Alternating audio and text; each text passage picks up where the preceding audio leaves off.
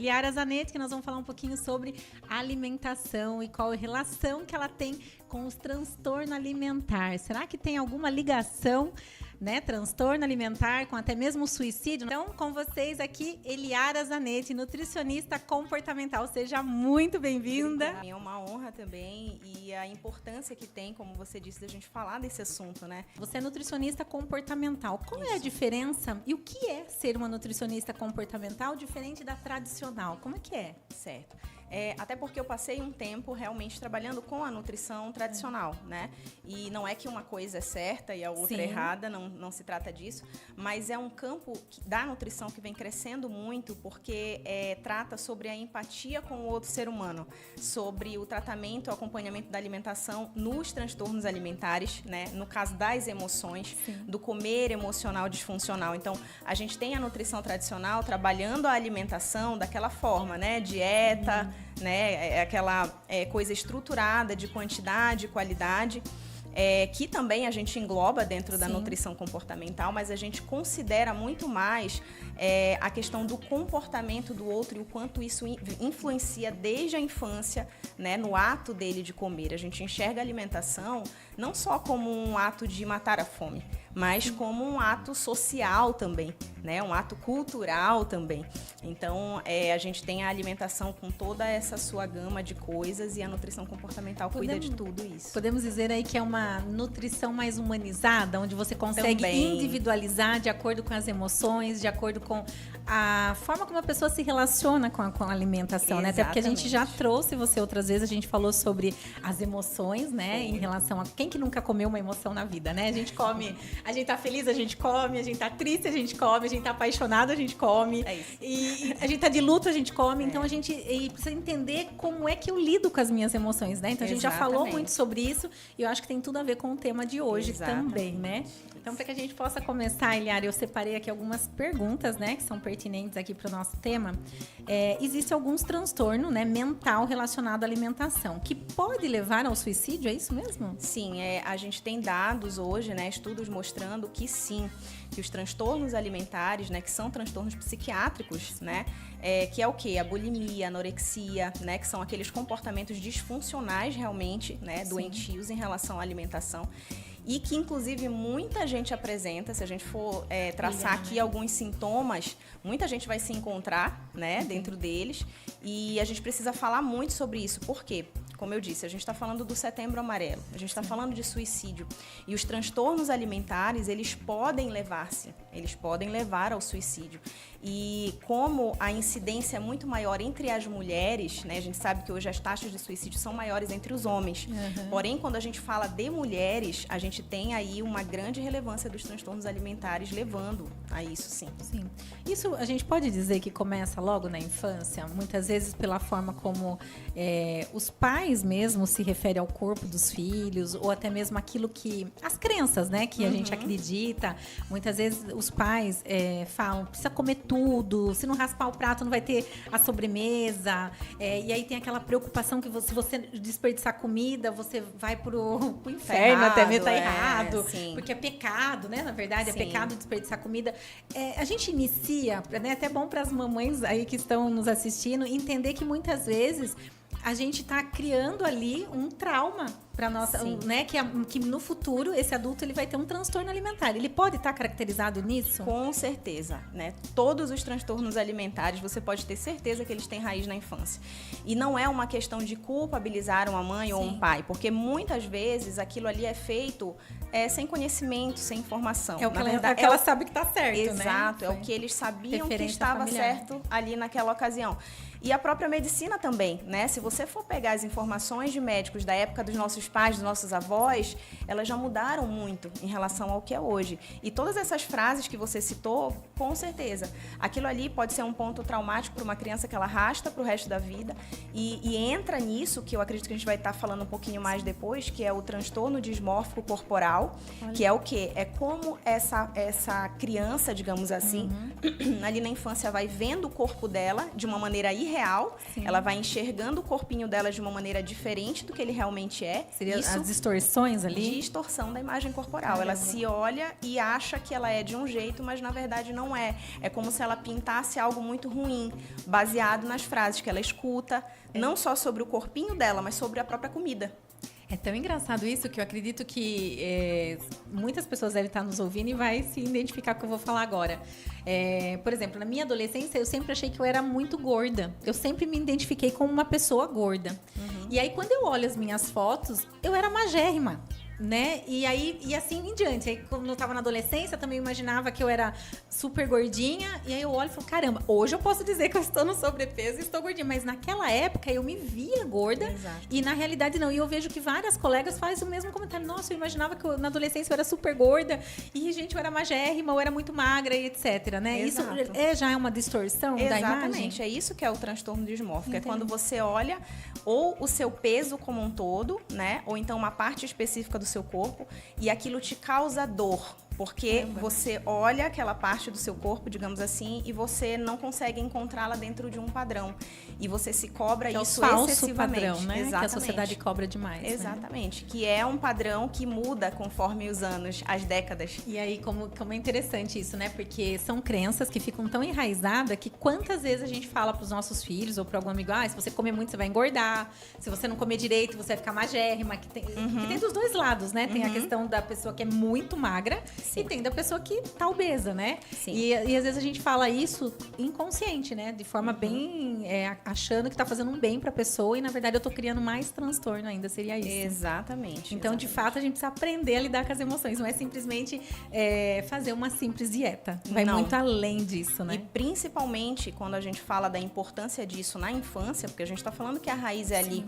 A gente precisa, como pais, cuidadores, professores, né? Entender muito sobre esse assunto, porque às vezes o que é inofensivo para nós, aparentemente, né?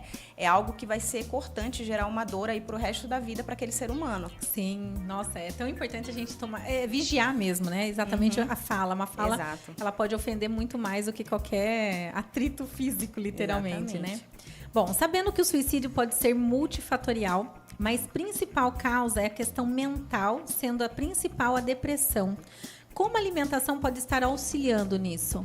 Tá, a depressão, ela é o que mais leva, né, ao suicídio. Sim. E alguns sintomas... E ela é silenciosa, né? Sim, sim. E alguns sintomas, alguns sinais, a gente pode já observar desde a adolescência. A gente sabe que a maior incidência, inclusive a gente falou do transtorno dismórfico, a maior incidência onde isso se aflora é realmente na adolescência, né, entre os jovens. E a depressão também. E vem crescendo entre os jovens. Por isso é muito importante a gente falar desse assunto. E essa depressão, ela está intimamente ligada à alimentação também.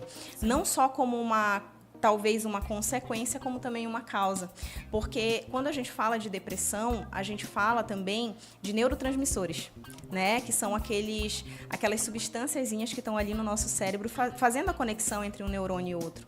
E aquela sensação que a gente tem de bem-estar, de alegria e tudo mais, ela é mediada por esses neurotransmissores. E a gente tem aí como um dos principais a serotonina, por exemplo, que eu falo daqueles que o pessoal, né, mais costuma ouvir. E 70% a 90% da serotonina é produzida no intestino. Caramba! Então, quando a gente fala de depressão, de transtornos mentais, de ansiedade, de síndrome do pânico, a primeira coisa que a gente pensa quando a gente fala de alimentação é no bom funcionamento do intestino. Então, como que está o intestino dessa pessoa? Deixando muito claro que o diagnóstico ele é do psiquiatra, né? Isso, o que a gente está conversando aqui é muito para informar, geral, mas né? Não é para substituir uma consulta, por exemplo. Mas é muito importante a gente dizer que o intestino ele precisa ser cuidado numa pessoa com transtorno mental. E a pessoa que enfrenta a depressão, a ansiedade, a síndrome do pânico que está aí assistindo a gente, você pode ter certeza que se você perguntar, ela vai apresentar algum sintoma relacionado à questão intestinal. É aquela pessoa que, por exemplo, quando vem uma crise, ela já vai sabendo porque o intestino já muda. Ou ele solta ou ele prende. Olha que interessante, então, né? Tá totalmente ligado. As pessoas fazem muito essa pergunta quando a gente vai ao médico, né? Ou nutricionista, qualquer profissional. Mas realmente eles nunca deram essa explicação, o porquê. E realmente está tudo relacionado. Se você está com uma pele boa é porque seu intestino está funcionando corretamente. Sim. Se o seu intestino está funcionando é porque você também está se alimentando adequadamente. Quer dizer, ele manda mesmo, né? Sim, existe um sistema nervoso chamado sistema nervoso entérico. que é intestinal. Ele é poderoso mesmo. Então, é uma ligação direta, realmente, e existem nutrientes que estão ligados a isso, que precisam ser colocados ali na alimentação, na suplementação, enfim. Então, quando a gente fala de alimentação e depressão, a gente tem que se preocupar com o bom funcionamento do intestino, com exames específicos, com vitaminas específicas. Então, tem total ligação, sim. Tá. Como a gente explicou pro pessoal lá de casa, que, na verdade, você é uma nutricionista comportamental. Então, sim, diferente da tradicional, que muitas vezes as pessoas vão em busca do emagrecimento rápido. Eu quero emagrecer em 30 dias, eu quero emagrecer em 15 dias, porque eu tenho um evento. Ou sei lá, as pessoas buscam uma fórmula mágica, literalmente, e elas querem um emagrecimento rápido. No comportamental, ele é muito mais trabalhado a questão emocional. Isso. Então, ele é um processo muito mais lento. Então tem que ter, além de querer emagrecer, tem que ter um comprometimento maior, podemos dizer assim? Existe toda uma... Sim, e não só longo, como eu disse, mas é porque é algo que tem que permanecer. E tem que mudar de dentro para fora, né? Exatamente. Então, assim, quando a gente... Você pega, por exemplo, um paciente bariátrico, aquele paciente que fez redução de estômago, que eu trato também. Eu sempre converso com eles o seguinte, você vai fazer uma redução no seu estômago, mas o seu cérebro vai permanecer o mesmo. Então, muito provavelmente, as vontades serão as mesmas, os desejos serão os mesmos. E se aquele comportamento não mudar, aquela pessoa muito mais vai sofrer, porque agora existe um impacto gerado pela alimentação ali em algo que está muito menor, que é o estômago, por exemplo. Então, por que eu dei esse exemplo? Porque, no caso da nutrição comportamental, a gente lida no agora e para sempre. Não é uma coisa de um mês eu quero emagrecer, né? Então, se vem comigo assim, eu já no consultório eu já falo, não é comigo. Não é comigo. Porque a minha ideia é que você aprenda a lidar com a alimentação, com o ato de comer, daqui para sempre, né? Não é só por algum tempo, porque... Em 20 dias, você pode perder aí seus 10 quilos, mas depois desses 20 dias você que é a pergunta. 20, 30, né? E aí de que adianta, né? Até por isso que provavelmente algumas pessoas, principalmente que todo mundo conhece alguém que fez essa cirurgia, que ela é realmente fantástica, eu acredito que ela é muito benéfica, né? Sim. E que depois de alguns anos ela volta, né? E aí você fala, e aí às vezes ela até remete assim, tô mais feliz agora do que antes, né? Por isso que então ela começa também a alimentar desculpinhas, né? Criar ali uma armadura justamente para justificar o porquê que ela voltou o peso que estava antes, né? Porque não mudou a cabeça. Exatamente. Né? Então, na verdade, acontece sim. É trabalhar corpo, mente e alma, literalmente, né? Bom, e sobre a ansiedade, a gente já até falou, mas que também é uma das causas que podem levar ao suicídio. Dizem que o café é um alimento muito comum.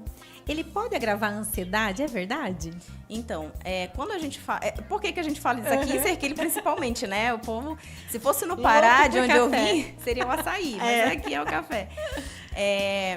A cafeína, na verdade, né? As pessoas falam assim do café, mas na verdade existem outras substâncias no café, como a teobromina, por exemplo, que é uma substância que também estimula, mas principalmente seria a cafeína, né?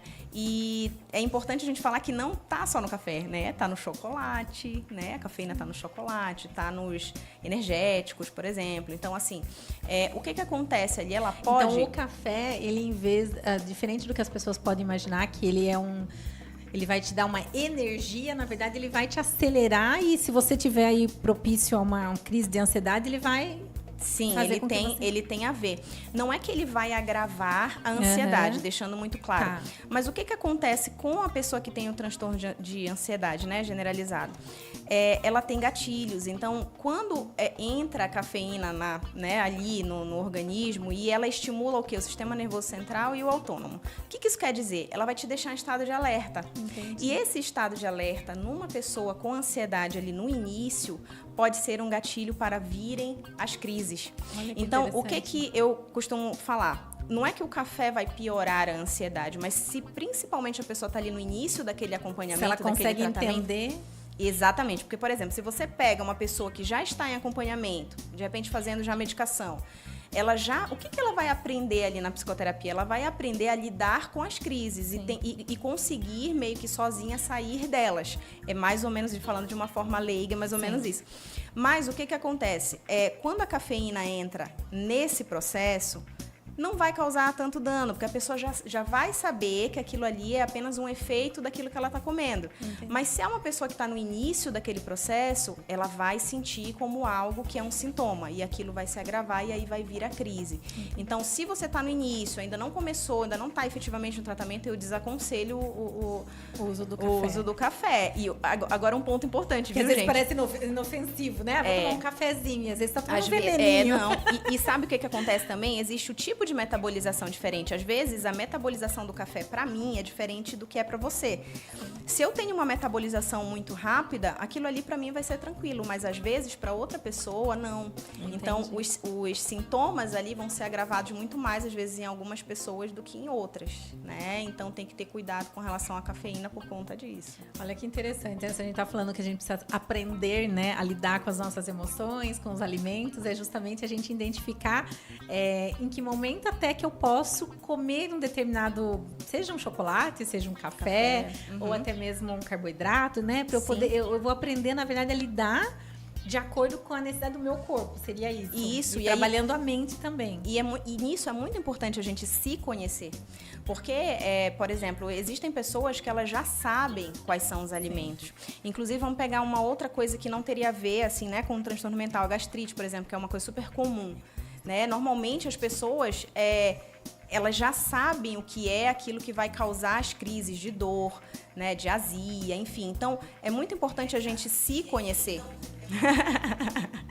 É muito importante a gente se conhecer. E uma coisa muito importante que eu lembrei também é a gente, às vezes, fala para as pessoas assim, ó, tem que reduzir a ingestão de café. Porque assim, né, Fran, tem gente que toma uma xícarazinha por dia, mas tem gente que toma 2 garrafas. Eu tenho uma amiga minha que toma café o tempo todo, 24 horas por dia. Exato. Eu até falo pra ela, como é que pode? Eu não tomo café, eu não gosto de café. E as pessoas acham que eu sou anormal. Eu também não. E até eu falar que pessoas que não gostam de café não são de confiança. Gente, eu sou. É porque eu prefiro chá, né? Mas eu realmente não gosto. Eu tenho uma amiga minha que é doida por café. Ela fica doida. Se ela for em qualquer lugar, ela já sente falta de algo, né? Isso. Acaba sendo viciante. E aí tem pessoas que tomam demais. E aí a gente já tá aqui dizendo pra reduzir. Então, assim, gente, por favor, reduzir devagarzinho. Porque tem gente que a gente fala, né? Assim, olha, tem que reduzir o café. Ela tá tomando uma garrafa por dia, daí ela passa a não tomar nada. Ela vai apresentar as famosas abstinências, porque, né, é um estimulante do sistema nervoso e de repente você já arranca aquilo, né, dali. Então, assim, tem que ser devagarzinho também, tá, gente? Não tem é que de uma hora ser pra com outra. cuidado e, claro, também sendo acompanhado, né? Acho que tudo tem que ser com equilíbrio, né? Acho que tudo que extrapola o equilíbrio, com certeza a gente vai ter um reflexo, seja ele negativo, seja positivo. Bom, tem pessoas que comem compulsivamente. Isso pode ser um alerta de ansiedade? Pode ser um alerta de ansiedade e é muito importante a gente não confundir. Tem pessoas que às vezes falam assim, né, no consultório, eu tenho compulsão por doces, né? A compulsão por doces, ela não existe. A compulsão é um transtorno mental psiquiátrico, em que você come quantidades absurdas de alimento.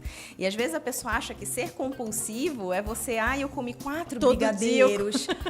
Todos os dias eu quero comer um doce. Isso não é compulsão. Compulsão é quando você tem mais de 2 episódios no período de 1 semana de um comer realmente desenfreado. E ali você não está querendo só 4 brigadeiros. Na compulsão você, por exemplo, é capaz de comer um bolo inteiro com um prato imenso de salada, por exemplo, ao mesmo tempo.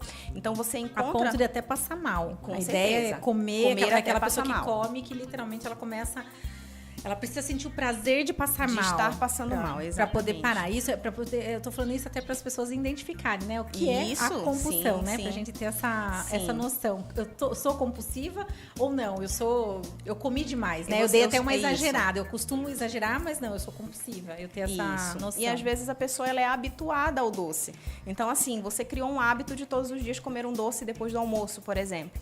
Né? Isso não é compulsão. Isso é um hábito que você criou e que pode ser mudado. Agora, quanto à questão da ansiedade, algumas pessoas às vezes podem confundir. Então, assim, às vezes você tem um transtorno de ansiedade generalizada e isso está fazendo com que você também, uma das coisas em que você descarrega isso é no alimento. Pode ser esse o caso, ou pode ser o outro. Você pode não apresentar ansiedade, né, o transtorno realmente, mas ser uma pessoa habituada a, de repente, exagerar. Você está comendo de forma disfuncional. E o comer disfuncional, ele não é compulsão alimentar, são coisas diferentes. Sim. Ambas têm que ser tratadas com o nutricionista comportamental, mas são coisas diferentes. A Eliara tá falando e eu tô lembrando, lógico, de mim, né? Eu sou uma pessoa, assim, que tem uma questão... A minha forma de amar tá totalmente relacionada à comida. Então, a forma como eu me expresso, quando eu amo alguém, quando eu quero receber alguém, é realmente com a comida.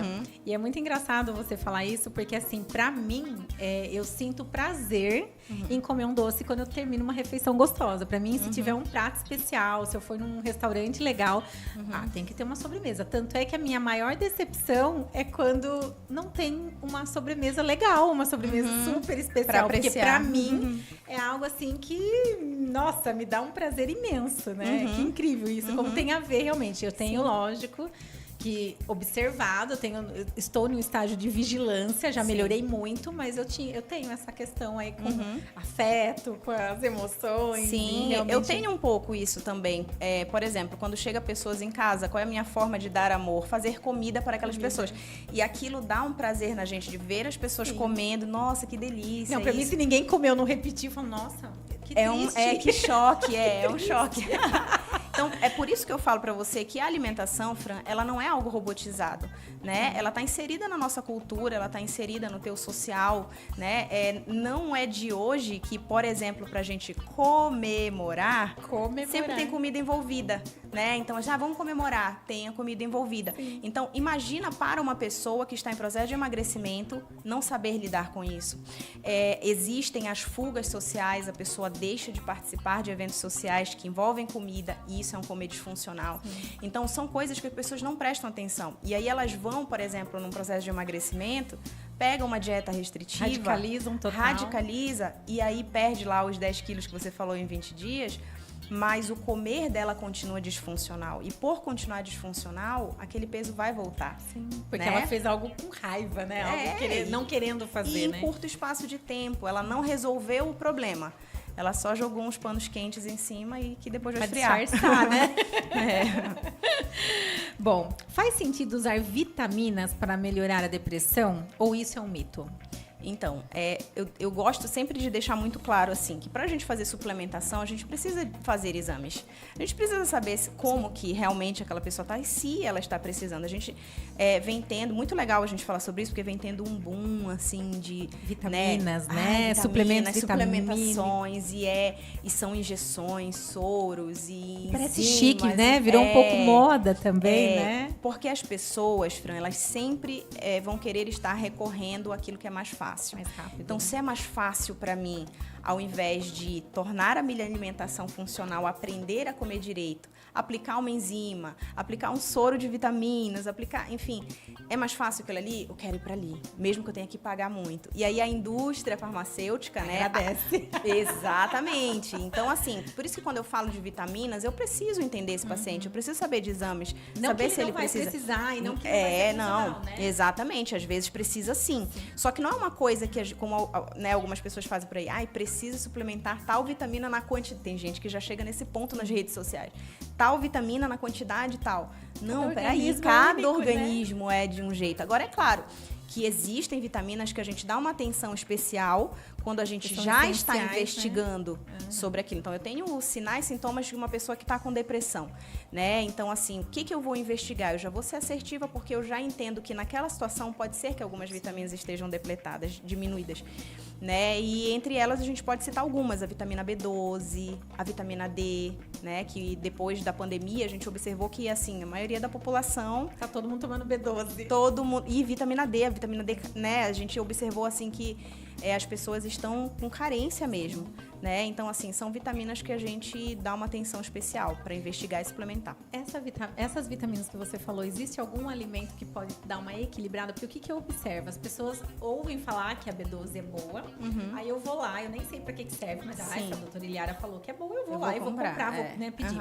Só que, de repente, eu já tô com o meu B12 muito alto, e aí o que acontece? Eu vou ter toxicidade. Exatamente. Então, às vezes, algo que ia fazer bem, eu vou acabar tendo algum prejuízo ali da minha saúde. Exatamente. Isso eu vejo muito a questão do zinco, magnésio, potássio. As pessoas estão indo, eu vou formular, é um remedinho natural. E não, na verdade, eu vou desequilibrar ali, de repente, uma vitamina. Mas tá bom, eu não vamos seguir para esse caminho, mas as pessoas querem, de repente, suplementar de forma natural. Onde eu encontro essas vitaminas? Tá. Quando a gente fala da alimentação convencional, a gente pode encontrar nas fontes animais. A vitamina B12 eu vou encontrar nas carnes, na gema de ovo, nas oleaginosas. Então, assim, a alimentação, quanto mais variada ela for, mais eu vou ter nutrientes, né, assim, diferentes, diversificados. E a chance de faltar no meu organismo é muito menor. Né? Então, quando a gente fala de suplementação, já é algo que é além da alimentação. Eu já estou, seja comprando pronto, mandando manipular, enfim, é algo além do que aquilo que eu estou me alimentando. Então, tem situações que é necessário, sim, mas tem situações em que a própria alimentação da pessoa, quando eu estou ali conversando, aí a pessoa vai traçando toda a alimentação dela, não come uma fruta. Fontes animais... Zero. É só a carne do churrasco. Então, assim, aí tá deficiente. Então, eu já sei que essa pessoa possivelmente precisa primeiro melhorar a alimentação para depois pensar em suplementação.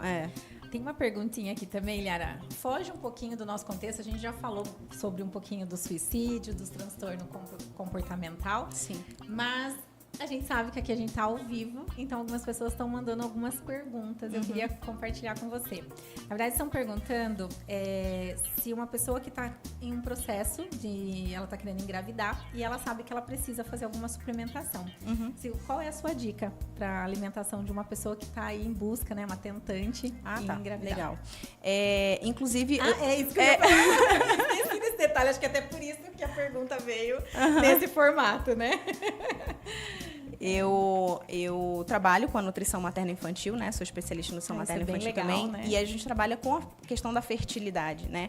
Como que a alimentação ela vai influenciar naquele casal que está tentando engravidar. E aí, quando eu falo de casal, é casal mesmo. Olha só, tá? as mulheres achando que é só elas que tem que Não, suplementar. até um certo tempo, Fran, a gente tinha essa visão de que era somente responsabilidade da mulher não conseguir o casal engravidar.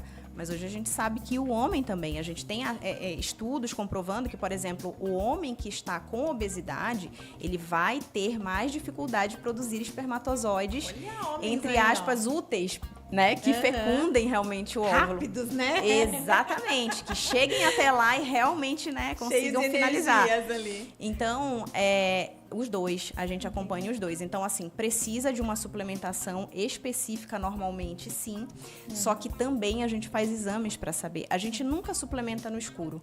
Aí, por exemplo, vou dar um exemplo para você. Ácido fólico, que é sabidamente por muitas pessoas um suplemento que é feito, né, nos 3 meses antes da mulher pensar em engravidar. Tem que começar a usar 3 meses antes. 3 meses antes. Mas só não que são todas, ou é todas? Seria interessante todas. Mas, só, né, terminando a explicação para depois as mulheres não estarem aí suplementando ácido fólico. É um nutriente super importante para fazer, né, para que a mulher tenha essa reserva para engravidar. Mas existem mulheres que não precisam. Então, assim, a gente tem estudos comprovando a importância, sim. Só que aí a gente não pode pegar essa informação, né, e converter ela em algo errado e virar padrão. Não, a gente precisa, né, analisar cada caso. E às vezes com uma anamnese, um recordatório alimentar, que é o quê? Você saber o que a pessoa realmente costuma comer. Você já olha para ele e fala, cara, às vezes até antes de fazer o exame, com certeza tá faltando, porque essa pessoa não ingere nunca tal alimento, tais fontes. Então, é preciso analisar cada caso. Mas existem sim, respondendo a pergunta, né, nutrientes que a gente possa, mas primeiro, eu falo para todo mundo assim, gente, por favor, antes de vocês pensarem em suplementação, vocês têm que pensar se a alimentação convencional está correta. Porque eu sempre falo assim, né? Você passa desinfetante no seu chão antes de varrer? Você não passa. Você vai primeiro varrer para depois passar o desinfetante. Então, a gente primeiro tem que melhorar a alimentação para depois pensar em suplementação, né? A gente vai pensar em suplementação, claro, se a gente vê um exame e vê que a pessoa já está precisando e tal. Sim, a gente observa também que as futuras mamães ou alguém que está pensando em engravidar, ou até mesmo quando recebe a notícia, né, no susto, a primeira preocupação é, meu Deus, eu vou engordar demais, eu vou ficar muito gorda, eu vou tal. E aí, também existe essa parte, você consegue também fazer essa parte comportamental, mesmo ela estando gestante. Sim, sim. É possível fazer, sim. Ou melhor, seria recomendado, né? Sim, é o mais recomendado, porque assim, existem pessoas que acham, por exemplo, que a mulher ela pode emagrecer durante a gestação, e ela não pode. A gente não promove emagrecimento durante a gestação. A gente entende que aquelas reservas da mãe já vão servir para o bebê, mas ela precisa se alimentar corretamente. Então, a gente não vai promover emagrecimento. A gente vai controlar o ganho de peso dessa gestante. Então, é por isso que existe um limite de ganho de peso para cada iniciante de gravidez. Por exemplo, se você iniciou a gravidez com peso adequado, você vai poder ganhar X peso. Se você iniciou com obesidade, você só vai poder ganhar X peso, que é menor aquele score de peso que você vai poder ganhar. Então, a gente vai acompanhando isso. Entende? Então, o que eu peço sempre para gestantes é façam um acompanhamento nutricional com uma consulta pelo menos a cada trimestre. Porque a cada trimestre, uma parte do bebê vai estar sendo formada, entende? Entendi. Então, nutrientes específicos vão estar sendo necessários a cada trimestre da gestação. Então, por isso que é muito importante. E quando a gente fala de gestação gemelar, por exemplo, né, uma gestante de gêmeos, é mais ainda. Muito mais. Mais ainda. E as tentantes, né? Se elas começarem um processo de acompanhamento nutricional, né? Perdendo peso mesmo, né? Eliminando o peso. Sim. Ela tem uma possibilidade maior, as chances dela engravidar é maior ou não? São sim. Inclusive, o que eu comentei da questão do pai estar com obesidade, a dificuldade de produzir bons espermatozoides para fecundar o óvulo, é a mesma linha de raciocínio. Então, a mulher, ela para produzir óvulos realmente, né, todo mês ali, saudáveis e tudo mais, e ter essa, digamos, essa frequência todo mês de liberação de óvulo, a gente precisa que a alimentação dela esteja correta, primeiramente, e digamos, a diminuição do peso em se tratando... Por exemplo, eu não vou falar de uma pessoa que está com peso adequado. Se ela está com peso adequado, ok, ninguém precisa perder peso se está com peso adequado. Mas uma pessoa que quer engravidar e ela está em obesidade, por exemplo, primeiro passo, perda de peso. E olha que legal, já que é o casal que vai engravidar, acho justo os dois emagrecerem juntos, os dois fazerem acompanhamento junto. E graças a Deus eu tenho recebido no consultório o casal. Olha que legal. Às vezes eu falo isso, às vezes o marido foi ali levar a esposa. E aí eu falo isso, aí ele já assim, nossa, tipo... Porque antigamente se colocava essa, entre aspas, culpabilização na mulher. Não engravidamos, né? Porque ela não pode engravidar. Sim. Será? Né? Porque tem casal que chega no consultório, mas ainda não fez os exames, não sabe, né, digamos assim, aonde que está sendo o problema, digamos assim. Então, eu já falo, antes de vocês analisarem, precisa ver se os dois não estão com sobrepeso, se os dois estão com uma alimentação adequada. E não só isso, tá, Fran? Porque, por exemplo, o que é também prejudicial, às vezes, aquele casal engravida. Só que a alimentação do pai, ela... Tem estudos mostrando que quando a alimentação do pai ela já é deficiente, há chances, por exemplo, desse bebê nascer com baixo peso. Olha. Você tem achados o pai, então, tem uma responsabilidade muito grande. Tem. E a gente acha que é só a mãe, porque ela que está ali alimentando, E né? se você for pensar, é muito óbvio, porque a carga genética é dos dois. Né? Então, assim, o homem... Nunca pensei nisso. A carga genética é dos dois. Então, quando engravida, aquele neném vai trazer metade da carga genética do pai. Sim. Então, por exemplo, vou te dar um exemplo específico. Há estudos mostrando, por exemplo, que os pais que usam drogas, por exemplo, que engravidam uma mulher, esse bebê tem uma chance muito grande de nascer com baixo peso. Então, às vezes, você vê, por exemplo, um bebê com baixo peso de um casal em que o homem é usuário de droga ou usou droga por muito tempo. Às vezes, quando engravidou, já tinha parado, mas se ele tem um histórico, ele já produz espermatozoides com essa carga genética para produzir, digamos assim, um bebê com um baixo peso, com dificuldade de ganho de peso também, né? Que são duas coisas diferentes, mas... Na gravidez tem mulheres que acabam engordando muito. Sim. E a gente sabe que está relacionado também com a questão da depressão pós-parto. Com certeza. Com a questão da dificuldade depois dela se reconhecer. Porque Exato. o corpo já muda, né? E o risco de diabetes gestacional já também, na própria gestação, né? E todos esses transtornos ali durante a gestação, com certeza vão influenciar para que, né, de repente aconteça aí uma depressão pós-parto. Então, a gente tem que cuidar da mãe como um todo, com certeza. Carinho. Mãe e papais aí, ó, se cuidem. Gente, que bate-papo mais gostoso. Iliara, você quer complementar alguma coisa? Tem alguma fala sua que você gostaria de deixar um recado lá pro pessoal lá de casa que tá te assistindo? Sim. Aonde encontrar a Iliara? Então, eu atendo online e presencial. Olha que legal, hein? Não tem limites aí, você de qualquer cidade. Ai, graças a Deus, né? Eu atendo presencial e online. No presencial, eu atendo aqui em Serquilho, no Centro Médico São José, né? Em Tietê, na Kelly, né? Da Alcoleto. Nossa parceira aqui do programa Conectando a Família. Um beijo pra você. Inclusive, atendi ela gravidinha, né? E online também, que é assim, no conforto do seu lar, né? Não tem desculpa pra você Não realmente. tem. Você é uma pessoa muito especial, você tem contribuído demais com temas extremamente relevantes, importantes. Eu sou sua fã.